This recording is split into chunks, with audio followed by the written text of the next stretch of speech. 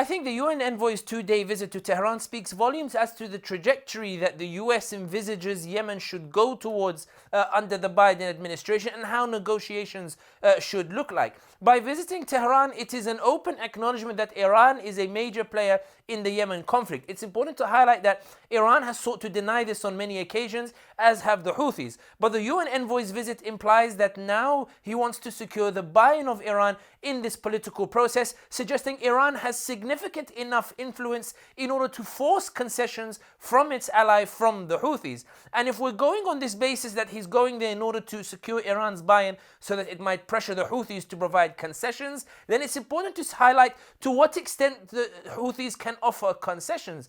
The Houthis are not going to give up Sana'a. The Houthis are not going to give up their military gains, primarily because they believe they don't have to. The US is no longer going to support a military expedition to oust the Houthis from this territory. The US is no longer interested in supporting Saudi Arabia's bid to oust the Houthis from those territories. We've seen the reports about stopping the sale of weapons to Saudi Arabia. Therefore, any concessions will only be granted within a framework that allows Houthis to maintain those military gains.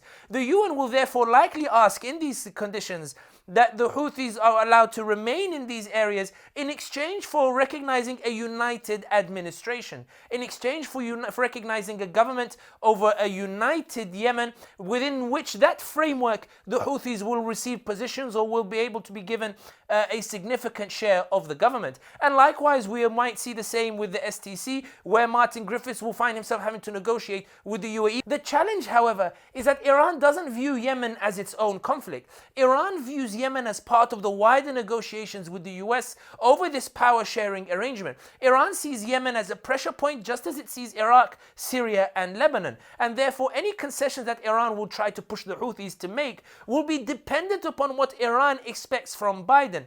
And this is why for Martin Griffiths to succeed in his visit to Iran and succeed in bringing about this political process, he will have to understand exactly what Biden and the new US envoy to Yemen are willing to offer.